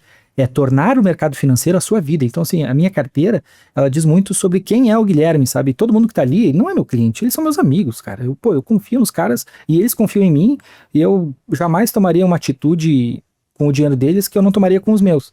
É mais ou menos assim que eu penso. E daí sim, a partir do momento que você tem esse nível de confiança, esse nível de intimidade com o seu cliente, pô, não tem bandeira nenhuma que segure, sabe? Então, claro que tem algumas coisas, não, mas é que eu tenho um cartão lá no Itaú e eu quero manter, ok, a gente vê uma forma ali de manter o cartão no Itaú, o cartão no Bradesco, enfim, usei o Itaú, nada contra o Itaú, muito pelo contrário, tá? O Itaú é uma das melhores bandeiras que se tem aqui no país, mas dentro do escopo junto com o cliente você consegue mensurar isso e agradar gregos e troianos, digamos assim. Boa, então voltando aqui passo a passo, né? Primeiro tem um processo de desvínculo de onde você tá, seja assessoria, seja uma corretora, um banco, você tem que se desvincular. Esse processo pode ser um pouco mais moroso, a depender dos contratos que você assinou, a depender da época. Hoje é um pouco mais simplificado na saída do contrato social, talvez um pouco mais difícil a depender do contrato que você tenha assinado com determinada instituição. Digo isso porque gerente de banco lá atrás não tinha nenhuma restrição de migrar para como tem hoje lá os especialistas como um todo. E daí, só fazendo uma inferência também, naquele momento, muitos profissionais saíram de bancos e assinaram contratos totalmente leoninos, sem ler o que estava sendo assinado. Isso era muito comum. Acordo de sócio, né? Isso, acordo de sócios, contratos. Você aprendeu no Despertar do Assessor de Investimento. Exatamente. Então, daí, a partir do momento que você começa a ter uma curiosidade maior, você começa a participar de eventos como é o Despertar do Assessor de Investimentos, e agora acho que deve ter o Despertar do Consultor, Vai né? acontecer o Despertar do Consultor. Legal. Foi divulgado essa semana, né? Isso, eu vi nas redes sociais. E você começa, que contratos que eu assinei? Como é que eu consigo acesso a esses contratos? Vamos ler esses contratos. E foi mais ou menos por isso que eu passei. Deve ter muitos assessores que se identificam com esse tipo de coisa. E daí é uma das coisas que eu aprendi na vida e que eu aprendi com o meu erro. Leia os contratos que você está assinando, assuma os contratos que se você assinou, assuma aquilo que você assinou. Então é mais ou menos assim que funciona. E se você ainda tiver dúvida, eu sempre falo, contrate um advogado especializado. Não utilize o primo, a prima, o amigo do amigo. Pega um advogado especializado. Por mais que ele seja, às vezes, um pouco mais caro, ele vai te ajudar com os caminhos e o que está funcionando e o que não está funcionando. A AWZ, e aqui eu falo sem conflito, porque a gente nem atende essa parte de litígio contencioso, a gente não tem time para isso, mas a gente conhece inúmeros advogados que atuam no setor há tempos e fazem esse trabalho de uma forma correta, extremamente sem conflito, para especialistas de banco, especialistas de corretora, assessor de investimento e por aí vai. Mas beleza, esse é o primeiro passo. O segundo passo é se vincular como consultor numa plataforma de wealth service. Poucas pessoas, Fouquini, até hoje, eu entendo que conhecem o que é uma plataforma de wealth service. Tá? Por mais assustador que seja, porque as plataformas de wealth service, elas basicamente criaram formas ou cresceram muito desde 2023, com cashback, com acesso para o consultor poder trabalhar igual o assessor. E aí ele tem uma plataforma no estilo que o assessor tem para gerenciar o cliente, para captar o cliente, por aí vai. E aí ele consegue captar e converter esse cliente. Como é que é essa diferença hoje? O que é a plataforma de wealth service? Qual que é a diferença que você vê hoje do ou não só do que você vê hoje, mas o que você viu lá em 24 também, 23, 24, de uma plataforma de wealth service ou de uma plataforma de corretora para consultor atuar versus uma plataforma para o assessor atuar. Eu acho, sim, eu estou falando isso de conversas que a gente está tendo dentro da AWZ com assessoria, grupo de assessoria que está botando consultoria, ou até grupos novos de profissionais que estão cogitando fundar sua própria consultoria e que não sabem que existe a wealth service, que não sabem que existe esse tipo de estrutura para atender o consultor, acha que o mercado de consultoria está lá em 2019, quando não tinha esse tipo de plataforma. Extrato e papel e caneta, você consolida em Excel. Exato, ou que os consolidadores não funcionam tão bem e por aí vai. Mas assim, como é que é essa plataforma, como é que é esse operacional? E qual que é a diferença de operar ou atuar com o cliente como consultor no dia a dia mesmo e como assessor? Qual que é o dia a dia, das 8 das 8 da manhã ou das 9 da manhã até as 8 da noite, usar a plataforma, o que tem de diferença? As plataformas de assessoria as plataformas voltadas para o setor de consultoria, e daí tem o WS, que é de uma corretora, e daí tem o MFO, que é de outro banco, enfim, né? No final, hoje todo mundo chama de WS. Pode ser. que nada mais é do que o setor de multifamily office, consultoria, gestoras, né? Exato. Isso aí. Então, olha, é muito semelhante. Muito, muito semelhante. Então, daí tem instituições e instituições, tem umas que só permitem que o cliente veja que a gente venda na taxa máxima, então todos os produtos já estão na taxa máxima, né, para quem é assessor, agora falando mais direcionado para quem é do mercado, né? Então, o assessor, ele tem o range de taxas, tem a taxa mínima, a taxa máxima, que daí muda a comissão. A consultoria tem plataformas que permitem isso, tem plataformas que não permitem isso, e só te entregam a taxa máxima. Então, é muito, muito semelhante à ferramenta da assessoria, só que na consultoria você acaba gastando muito mais tempo tentando melhorar enquanto profissional de investimentos, estudando, entendendo que, pô, aqui a pessoa ela não está só investindo comigo, ela contratou o meu capital intelectual. E o meu capital intelectual, para que eu melhore enquanto profissional, eu preciso estar atento, eu preciso participar de comitê de asset allocation, eu preciso tentar me melhorar até como pessoa, né?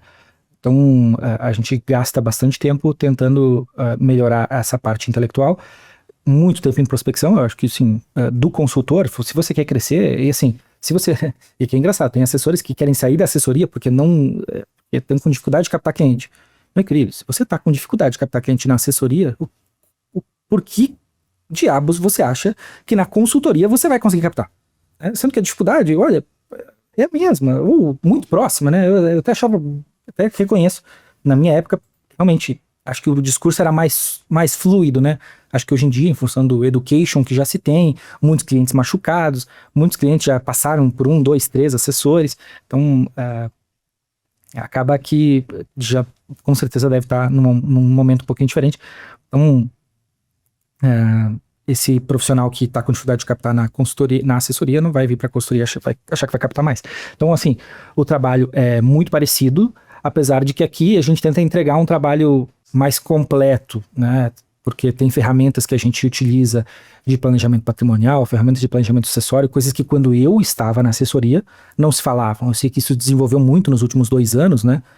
Então a gente gasta bastante tempo com esse tipo de ferramenta, mas no fim da linha a gente sabe que esse tipo de coisa, ele é como se fosse um complemento. O nosso core business é de fato cuidar de patrimônio, gerir o patrimônio da pessoa, e daí seja ele financeiro, principalmente financeiro, mas também imobiliário, a gente ajuda com essa parte de patrimônio imobiliário também. E essas coisas de planejamento de aposentadoria, planejamento sucessório, enfim, né? Tem N outros aí que a gente consegue, planejamento securitário, essas coisas. Até para quem escuta a gente, existe dentro do mercado, e para quem não conhece ou para quem ainda não aprofundou nos bastidores, quando vai ser vendido uma renda fixa, existe a opção do profissional te vender, por exemplo, um título que tem taxa máxima de 105, ele teria outras 2 opções, às vezes a outra opção para te vender a 102,5. Essa diferença é a comissão que ele recebe ou que ele pode receber. Então, se ele vende taxa máxima, ele ganha menos comissão. Se ele botar a taxa mínima, ele ganha mais comissão. Essa é uma opção que é permitida para assessor de investimento ou especialista de investimento ali como um todo, e fica muito a critério de cada profissional entregar. Só que na consultoria tem um detalhe, que de novo, poucas pessoas ainda conhecem como funciona. Porque por mais que a assessoria tenha o hub e a consultoria tenha o WS, que são áreas diferentes e plataformas diferentes, no fim é um Ctrl+C, Ctrl+V, é basicamente a mesma plataforma. Você vai buscar o cliente no mesmo campo, vai ter a lista de clientes, vai conseguir aplicar ou não, mas tem um detalhe do cashback. Como é que você olha o cashback hoje? Como é que esse processo de avaliação de produto em relação ao cashback, o que é o cashback na linha de investimento? Explica um pouquinho mais para esse profissional e para esse cliente que não está acostumado. Claro. Olha, o cashback, ele é a comissão do assessor, do escritório, né? A receita é escritório que acaba voltando para o cliente. Corretora ou o banco não vai abrir mão da fatia deles, né? Então, o banco e a corretora jamais vão trabalhar de graça. Então, isso volta para o cliente no mês subsequente. Então, por exemplo, eu contratei uma renda fixa hoje que gerou R$1.000 de resultado que seria para o escritório. No mês subsequente, esses R$1.000 vão entrar na conta do cliente como uma TED. E vai estar lá cashback ou devolução, taxa de contratação, CDB, né? Ou cashback, consultoria de carteira referente ao mês tal. É assim que acaba voltando para o cliente. E qual que era a outra parte que você gostaria que eu explicasse também? Como é que funciona o dia a dia de olhar a plataforma e ver esse cashback dentro da plataforma, né? Antes de aplicar, assim, como é que funciona? Porque você não pode ganhar comissão, o consultor não pode ganhar comissão, é vedado por regulamentação ele ganhar comissão. Né? Isso, inclusive, está escrito no contrato que o cliente assina com você, que você também assina, né? Que você não pode receber nenhuma remuneração que não seja do cliente final. Isso é muito importante para o nosso segmento se manter saudável, né? E que muita gente ainda, assim, que existe zona cinzenta, porque tem gente que paga viagem, paga coisas que estão na zona cinzenta ali entre comissão e benefícios, né? Exatamente.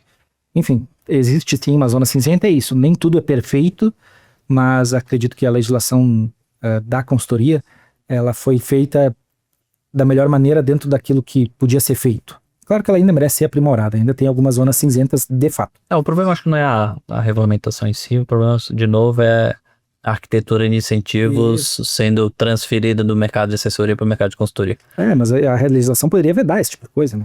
Mas tá vedado, né? No fim, essa é a zona cinzenta, é a interpretação do humano. Mas daí, a gente vai entrar... O brasileiro gostando de distorcer. Sou sempre eu também querendo trazer o debate para um nível polêmico. Mas não vou fazer isso dessa vez, vou deixar você sem essa polêmica. Mas isso é... Aqui na API, a gente nunca recebeu nenhum tipo de viagem, nenhum tipo de... O máximo que aconteceu foi treinamento. Treinamento não é benefício direto. Eles nos chamam assim, vem, tem um treinamento aqui, XYZ, vem aqui na nossa sede em São Paulo, a gente vai fazer o treinamento para vocês. Ok. Isso é ótimo para o cliente, inclusive. Isso, a gente investindo em capital intelectual no fim da linha. Então, na hora da aplicação, vamos voltar para o operacional na plataforma. Você está indo na plataforma, está usando, ela é basicamente o Ctrl+C, Ctrl+V. Igualzinho. Quando você vai olhar a plataforma para aplicar o cliente, você vê o valor que é cashback que devolve para o cliente? E isso, acredito que na XP sim, você consegue ver o range de taxas e a comissão que vai voltar, e daí é isso, ela volta no mês subsequente. E tem outras plataformas que acaba não te dando essa possibilidade, é sempre taxa máxima. Porque vamos lá, na consultoria, por que você vai gerar uma comissão se você pode entregar uma taxa mais alta para o cliente, né? Então a gente sempre tenta entregar a taxa máxima para o cliente. A gente não trabalha com esse viés de vamos gerar o máximo possível de comissão para o cliente ter a sensação de que o nosso trabalho está saindo de graça ou barato, enfim.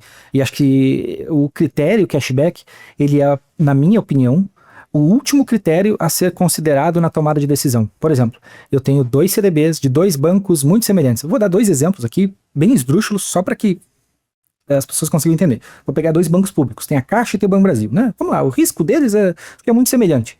Então, tem um CDB do Banco Brasil que paga 10 e te paga 1% de comissão, e volta 1% de comissão para o cliente final.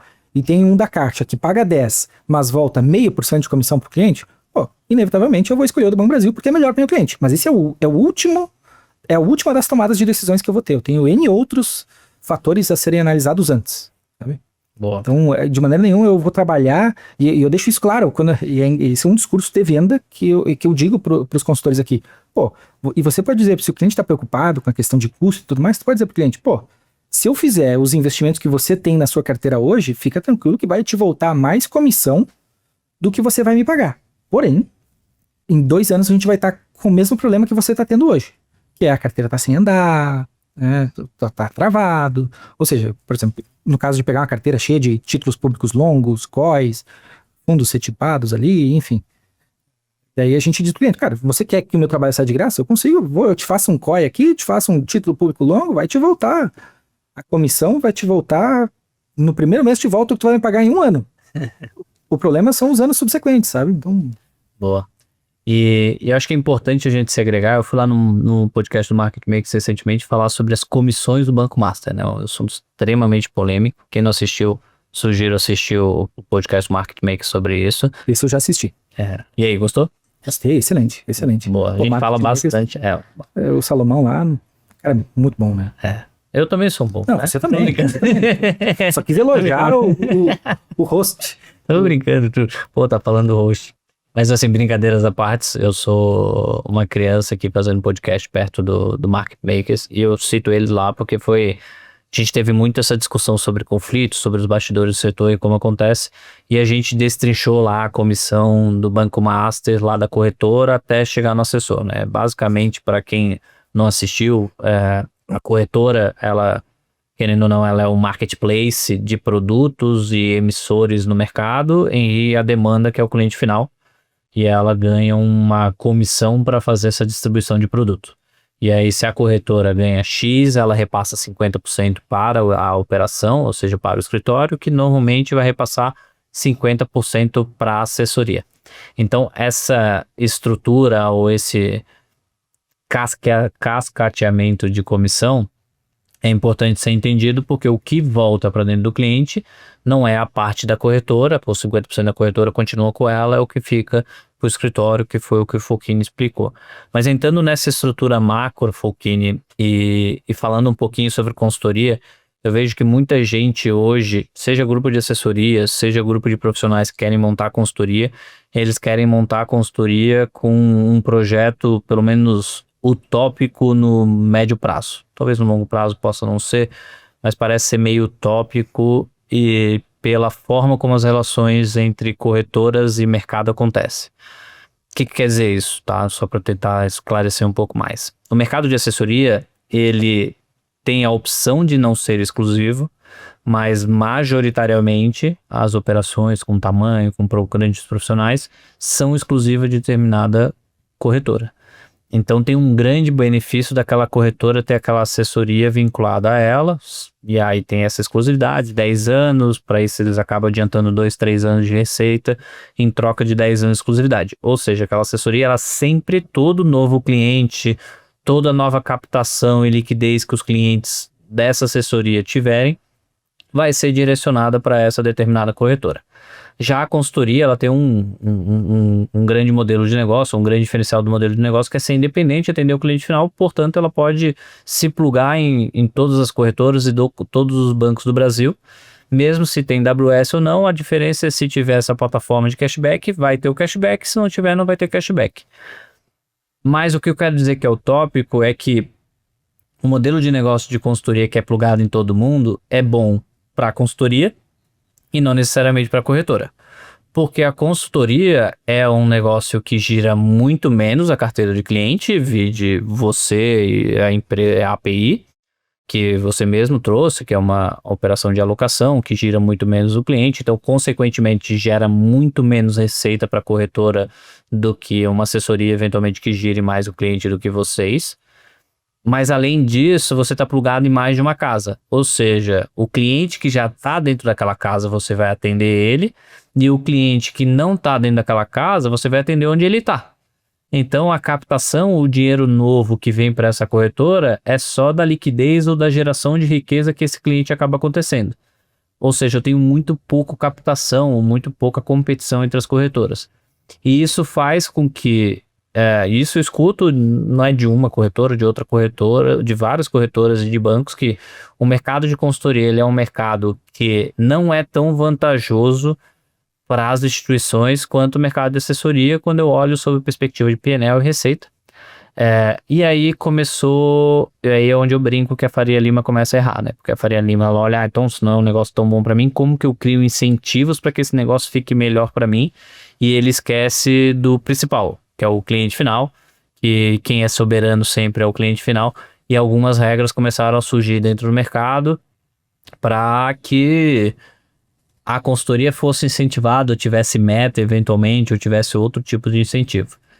Como é que vocês veem essa estrutura dentro do mercado? Se você entende que é da mesma forma que eu estou tentando explicar da parte utópica de você ter uma consultoria que se pluga em todo mundo, porque na minha visão, até para explicar porque é utópico, eu acredito que no médio prazo as consultorias elas vão acabar sendo parceiro de uma grande corretora e de um grande banco. E você vai ter sim eventualmente parceria com outras instituições, mas não tão forte como você vai ter com uma grande corretora e um grande banco, né? E eu acho que esse é o detalhe, né? Acho que ao longo do tempo é isso que vai acontecer e a corretora e o grande banco que for muito mais parceiro de uma consultoria vai atrair mais consultoria ou as melhores consultorias e ali vai se criar um vínculo e vai se criar um negócio de longo prazo em conjunto desses dois players que fizerem a melhor estrutura. Mas o mercado financeiro não está caminhando para isso. Eu tenho instituição que está abrindo a boca do funil, ou seja, aceita todas as novas consultorias, mas cria regras para que essa consultoria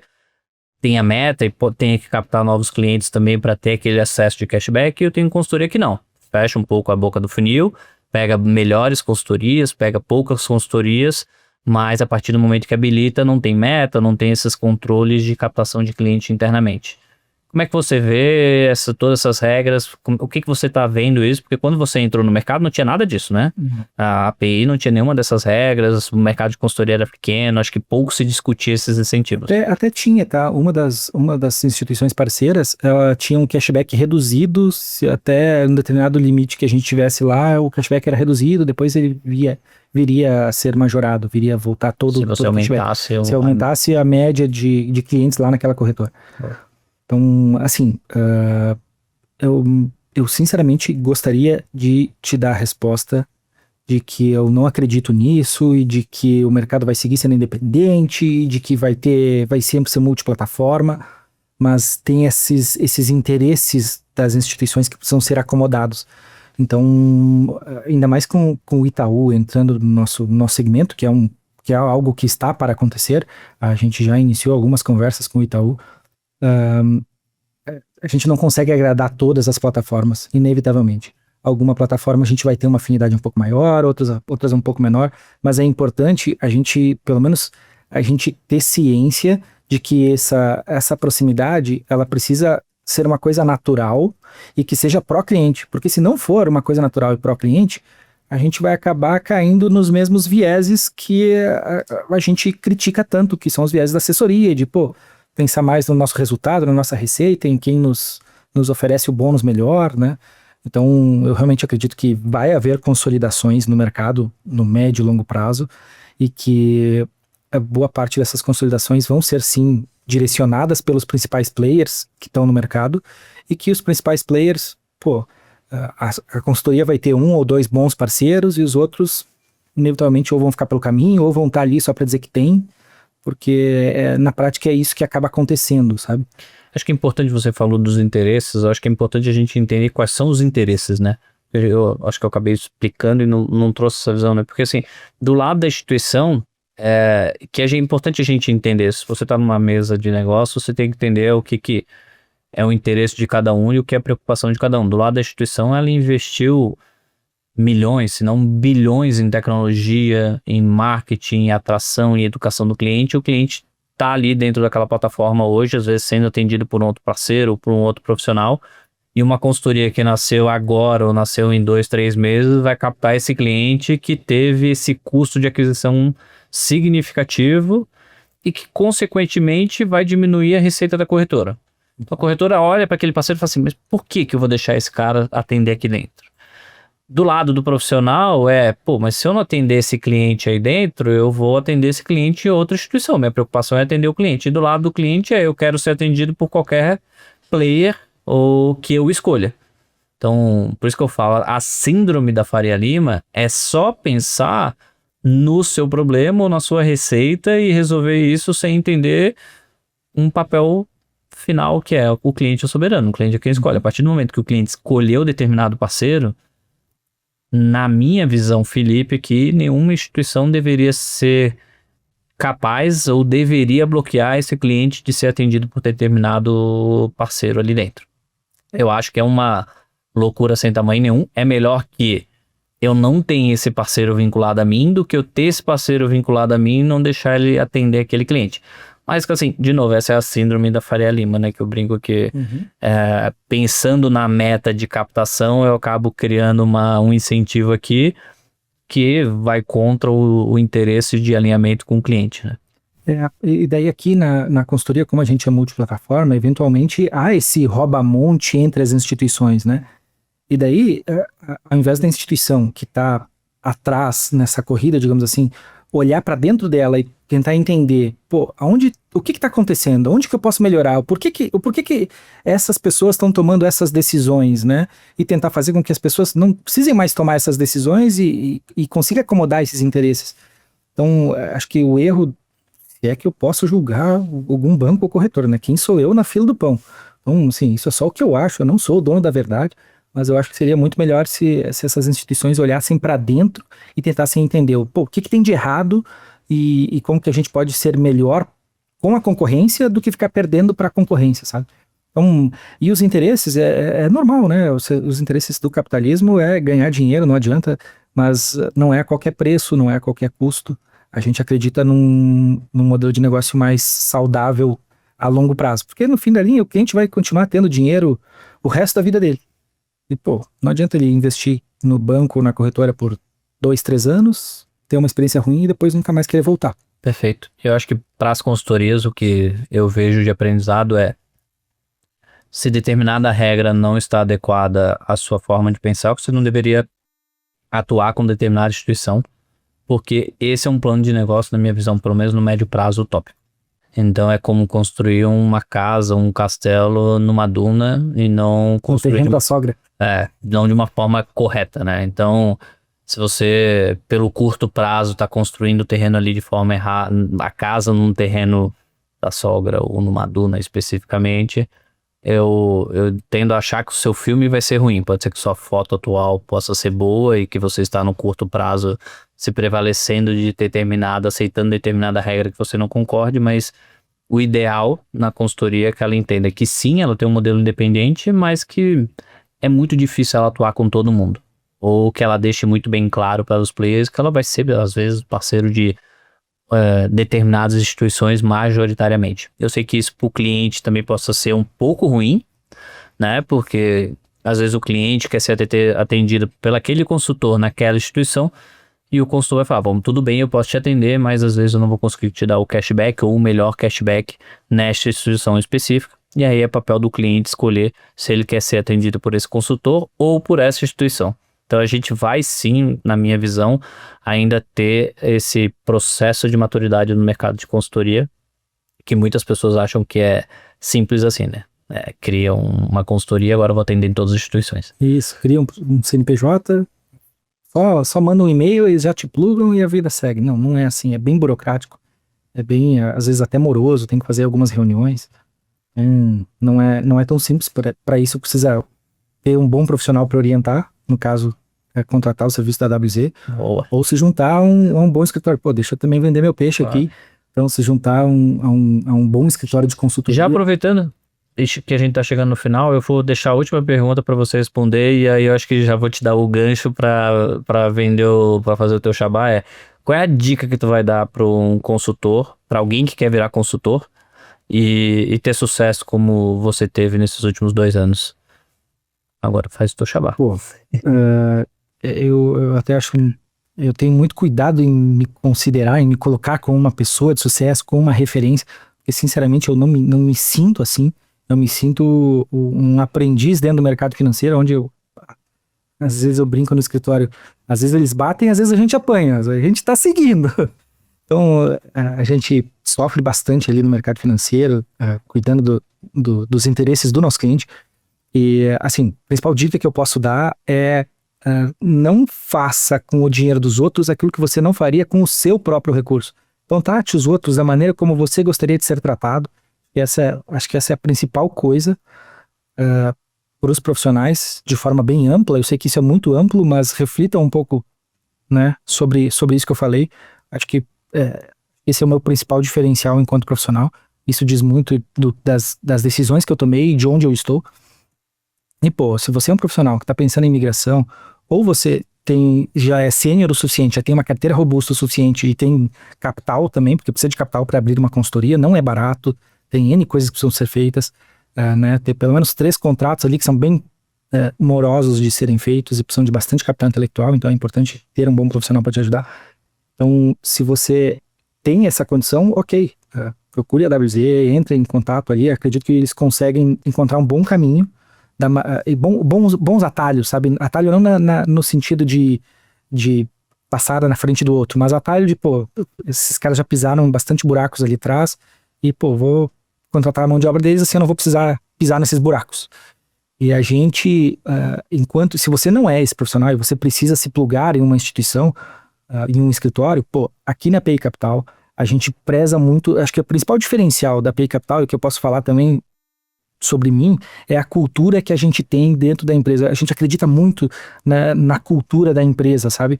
Então, isso de forma bem ampla, e independente do setor que a empresa está, a cultura dela diz muito sobre o que ela faz e aonde ela vai chegar. Então, eu acredito muito na cultura que a gente tem ali dentro. Essa cultura, eu sou um dos responsáveis por transmitir. Eu sou, de fato, bastante duro quando eu encontro algo que não vai de encontro com aquilo que a gente acredita. Então, e que tenha profissionais que de fato consigam agregar na sua vida, né? Porque, pô, e aqui vou fazer uma analogia com quando foi o meu casamento, né? Eu acabei não falando muito sobre isso, mas eu casei muito cedo, eu tinha 18 anos, não tinha praticamente nada, não vinha de uma família, longe de ser uma família pobre, mas também não era uma família extremamente estruturada. E a minha esposa também não tinha nada disso, minha esposa tinha 16 anos na época. Então, assim, juntou eu e ela, e era eu e ela contra o mundo, não tinha mais nada além de eu e ela. Então, se você pensa em fazer essa transição e quer abrir o seu escritório, às vezes, se você não tem uma grande experiência no mercado financeiro, se você não tem um bom relacionamento com os clientes, e você quer fazer isso só você e o seu amigo com uma carteira que foi herdada de um escritório, olha, talvez não seja o melhor caminho, talvez precise procurar um escritório de consultoria que tenha profissionais que vão agregar no teu discurso, agregar na tua estrutura para atender os clientes, para depois tu pensar num movimento individualizado. E, pô, aqui na Pay Capital a gente atende hoje 1.2 bi, a gente tem as principais plataformas do país, e de fato a gente encontra isso que o Felipe falou, de, pô, tem plataformas que a gente tem uma afinidade maior, outras não, mas a gente, por enquanto, vai tentando equilibrar esses pratinhos, mas tá difícil. Há uma pressão forte. Aproveitando uma coisa que você falou lá atrás, para esses consultores, é o time correto para fazer essa transição? Você fez o time em 2023, em 2018 para assessoria. Eu vejo que hoje, e aí me corrija se eu estiver errado, o time de migração, pela sua cara talvez você discorde, mas que o time hoje para o mercado de consultoria, considerando tudo que está acontecendo no mercado, Banco Master, conhecimento sobre comissões, conhecimento sobre o modelo de remuneração que o cliente já vem tendo, já vem ficando mais apto em pagar pelo profissional como não tinha, ele parece ser um time algo parecido com 2015, 2016 de gerente de banco e para o mercado de assessoria. Ele ainda não é a explosão completa, mas... Não é o timing macro, mas é o timing micro, talvez. Exato, né? O timing macroeconomicamente falando, né? Mas microeconomicamente, com certeza, parece ser o melhor movimento. Até porque a gente nunca vai conseguir acertar, seja na entrada de ação, seja na saída, o melhor momento. Mas parece que o mercado de consultoria está num time ideal para você entrar, criar a sua estrutura e quando o macro virar, você surfar o que tem que surfar. Não sei se você concorda comigo. Concordo 100%, e por isso eu fiz essa cara, porque é uma dúvida, né? Pô, tem o timing do nosso mercado de assessoria, consultoria, de fato é um bom timing, mas tem o timing macro, né? E o timing macro, pô, eu falei no início da taxa de juros alta ser um aspirador de dinheiro para o governo. A gente está numa taxa de juros que vai começar a cair, mas em princípio vai demorar bastante para ela cair de forma significativa. Então o timing macro talvez não seja o ideal, mas o timing micro com certeza, acho que tem poucas pessoas chegando com essa proposta para os clientes, e essa proposta de multiplataforma, de um discurso mais alinhado, é um pouquinho mais complexo do cliente entender, mas se o cliente faz uma força, ele entende e compra a ideia. Ele entende que talvez a experiência que ele teve, ele foi machucado por algum conflito que ele não conseguiu identificar, mas que com essa proposta nova de trabalho, ele vai conseguir ser bem atendido. E então, concordo 100%. 100%. Boa, legal. Fouquini, mais uma vez, obrigado pela conversa, obrigado pela presença, pelo bate-papo, foi ideal. Espero que tenha ajudado tanto profissionais que queiram entender mais sobre a profissão de consultor, seja também cliente final que queira entender um pouco mais a diferença entre assessor e consultor de investimento. Se você gostou desse podcast, não esqueça de nos ajudar, curtir, compartilhar com um amigo e fazer todo aquele papel que todo influencer pede, comentar e ajudar a gente a crescer esse novo podcast que a gente quer agora, enfim, diferente dos outros. Os outros podcasts, a minha cabeça sempre foi fazer pouco, fazer sobre temas específicos que estavam sendo falados naquele momento. O objetivo desse podcast é a gente realmente levar mais conteúdo, trazer mais pessoas para vocês entenderem os bastidores do mercado de investimento. Isso aí, muito obrigado pela oportunidade e espero que a gente tenha conseguido agregar para as pessoas aí. Com certeza. Valeu. Um abraço.